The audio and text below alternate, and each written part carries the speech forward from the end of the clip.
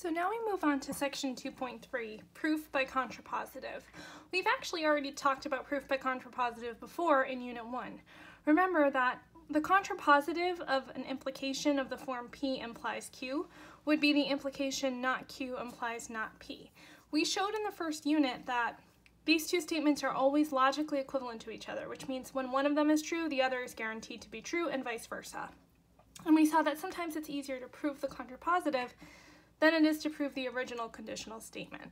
So we say that a proof by contrapositive of the statement P implies Q is a proof in which we prove the contrapositive, that's not Q implies not P, directly.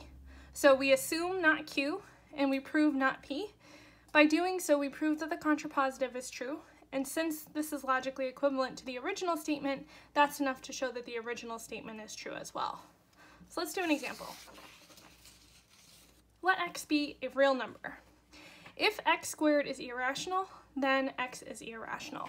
All right, so just as a quick reminder, what does it mean for x to be irrational?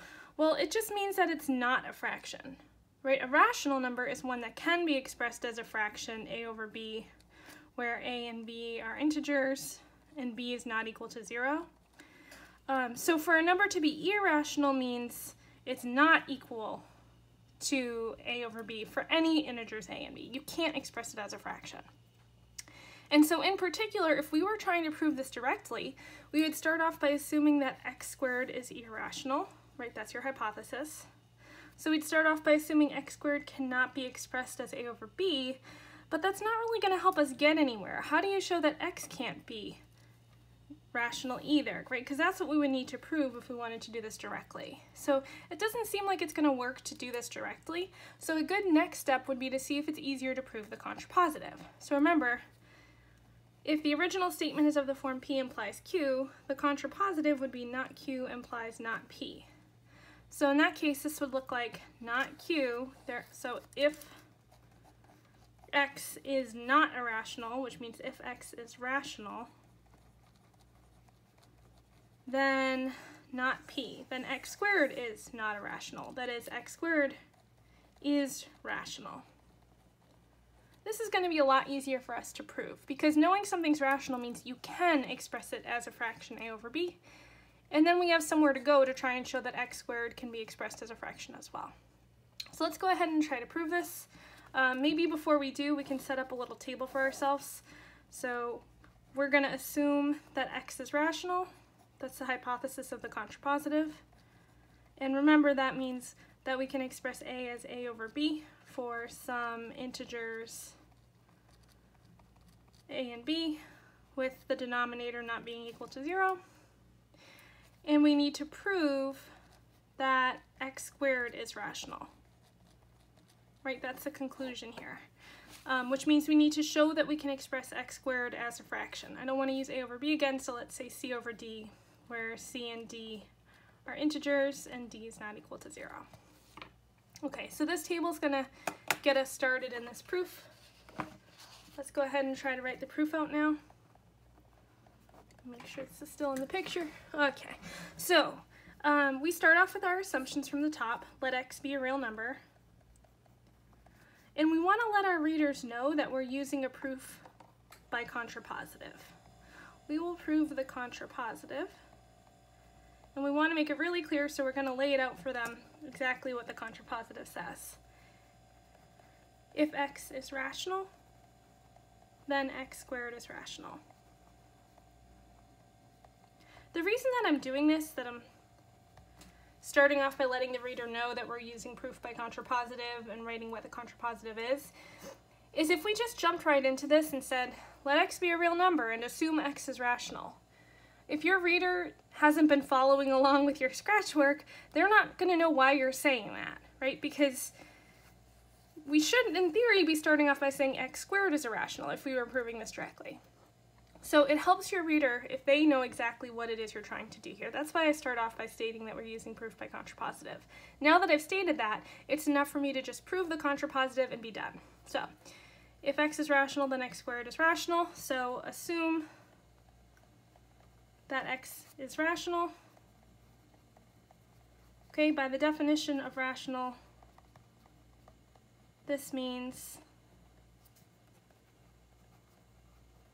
that x is equal to a over b for some integers a and b, with b, the denominator, not equal to 0. Right, now what are we trying to prove? We need to prove x squared is rational. We must show x squared is rational. Okay, so how are we going to do that? Well, let's use what we know. We already know, oh, running out of space here. Okay, so we already know that x can be expressed as a over b, right? That was our assumption. So by squaring both sides, we get x squared is equal to a squared over b squared, and distributing that exponent, that's a squared over b squared. Okay. All right, well, we're pretty much done, right? Because remember, up at the top, what we're trying to show is that x squared can be expressed as c over d for some integer c and d, and now we've expressed x squared as something over something. So all we need to do is check that a squared and b squared are indeed integers, and that the denominator is not equal to 0. But that falls right out of our assumptions up above, because we know a and b are integers, which means a squared and b squared are integers. Since a and b are integers, a squared and b squared are integers also. And since we know that b is not equal to 0, then we know that b squared is not equal to 0 either. And so that's enough to say that by the definition of rational, we have shown that x squared, which can be expressed as a squared over b squared, is rational. And that's it. Right, we're done with this proof because we've proven the contrapositive, and the contrapositive is equivalent to proving the original statement itself. Let's do another example. Use a proof by contrapositive to prove the following statement. Let x be an integer. If x squared is odd, then x is odd. Now, before I jump into this, I want to show you why we're using contrapositive here, because you don't always know right off the bat what proof technique to use. I've told you here to use contrapositive, but if you didn't know, how would you discover that that's a good technique to use here? Well, if we tried to do this, say first try. If we tried to do this directly, we would be assuming x squared is odd, and then trying to prove x is odd. Right, because this is my original hypothesis, this is my original conclusion. Okay, so knowing that x squared is odd means we can express x squared as 2 times some integer k plus 1. Then we would need to show that x is odd, that x can be expressed as 2 times some j plus 1. But how are we going to get from here, from knowing this, to here? How do we get rid of that x squared? I mean, you could try to take the square root of both sides, but if you did that, you would end up with x is equal to the square root of 2k plus 1. That's not necessarily going to be an odd number. It's not even necessarily going to be an integer, right? So it's trying to go about proving this directly, you're just going to hit a dead end. When you hit a dead end proving something directly, contrapositive is a good second step, right? So let's go ahead. I'm going to start the proof down here so I can write out the contrapositive and I don't have to do it twice. Alright, so let x be an integer, that's our original assumption here. And let the reader know we will use proof by contrapositive. That is, we're going to show that, okay, we need to flip p and q, and we need to negate them both. So not q implies not p would be if x is not odd, that is, if x is even, then not p. Then x squared is not odd, that is, then x squared is even. Okay, so now that I have that, it'll be easier for me to do my scrap work here and build a little table with my assumptions and what I'm trying to prove. So assume x is even, that's the assumption here. So that means x is equal to 2k for some k, and then prove x squared is even. So x squared is equal to 2j for some j. Okay, this is going to be straightforward enough to do. So assume x is even. By the definition of even, this means we can express x is equal to 2k for some integer k. Okay, we need to prove, or we must show, x squared is even. Okay, well notice that since x is equal to 2k, and we're trying to show something about x squared, namely that x squared can be expressed as 2 times another integer, it makes sense to try to square both sides of this equation. Use parentheses so that you square the entire side of the equation.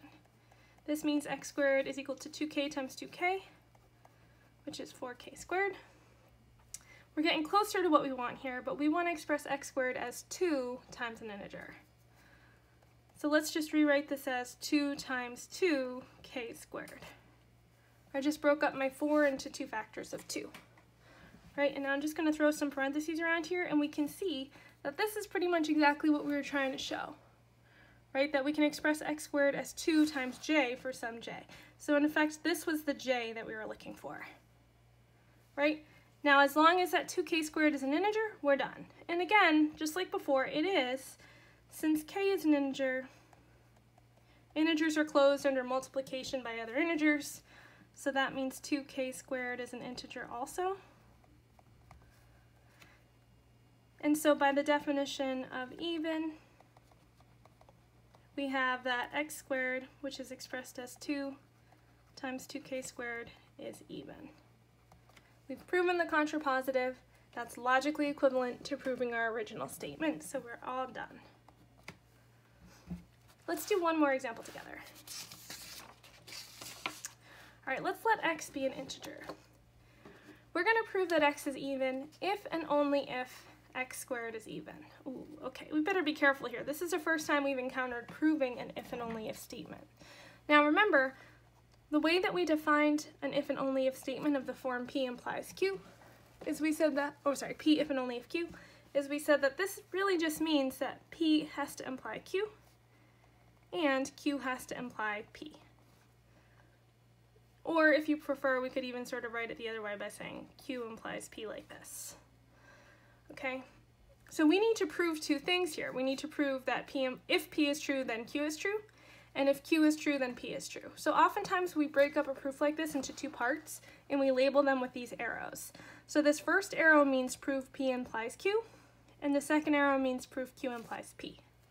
So if this is our statement P, and this is our statement Q, then the 2 things that we're going to need to prove are, on the one hand, if x is even, then x squared is even. And on the other hand, if x squared is even, then x is even. Great. Now, this might look familiar to you in the first case. We already proved this in example 2. Right, go back a few minutes in the video, we already proved this part of the proof. Excellent. We don't have to prove it again, we can just reference that proof and know that the statement is true. But we still have to prove the other direction here, which is if x squared is even, then x is even. And if we try to do this second direction here directly, we're going to have the same trouble that we came upon in example 2 when we tried to do that directly. Assuming x squared is even is not going to tell me anything right away about whether or not x is even. So just for this second part of the proof, it's going to make sense to prove this part by contrapositive. Right. So let's write out our entire proof down here. Proof, we start off with the assumption, let x be an integer. Now, we know we're going to have to break this up into 2 cases. So for the first case, we can write this direction was already proven in example 2.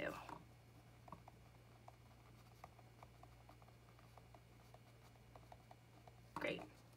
Now for the other direction, we're going to let the reader know that to prove if x squared is even, then x is even, we're using contrapositive. we will use the contrapositive and we will prove, all right, what would the contrapositive of this look like? So we need to swap the places of the if and the then and negate them both. So the negation of x is even would be if x is odd. Then the negation of x squared is even would be x squared is odd. All right, so we'll prove the contrapositive. That means we need to assume x is odd. I'm omitting my little table outline here. It's pretty similar to the last example, except it's odds instead of evens. So assume x is odd. By definition of odd, this means that x can be expressed as 2k plus 1 for some integer k. Right? We must show the conclusion. We must show that x squared is odd. Right? Here's what we're trying to show. Okay. Well, we're trying to show something about x squared. We already know that x can be expressed as 2k plus 1. So then we note that since x is equal to 2k plus 1, we can square both sides here to get that x squared is equal to 2k plus 1 squared. Now remember, this is just 2k plus 1 times 2k plus 1. So to expand this, we really need to multiply it out. Okay. So using FOIL or distributive property, you should get 4k squared plus 2k, so plus another 4k, and then plus 1. Now, we're trying to show that x squared is odd, so we want to express x squared as 2 times an integer plus 1. Right now, I have a plus 1 at the end, so I just need to make sure that the rest of it gets expressed as 2 times an integer. So I'm just going to factor a 2 out of these first two terms. So I've rewritten this as 2 times the quantity 2k squared plus 2k plus 1, right? It's just rewriting this row up above it. And now this is exactly what I want, because this part inside the parentheses here, this is sort of the j that I would be looking for if I was looking to express this as 2j plus 1. And now how do I know that this 2k squared plus 2k is an integer? Well, k is an integer. So since k is an integer, we have that 2k squared plus 2k is an integer also. So now we can say by the definition of odd that x squared is odd. This completes the second direction of my proof. So the first direction of the proof we did in the last example. Now we've done the second direction of the proof. So to wrap it up, let's just let the reader know we have proven both sides or both directions, and this completes the proof.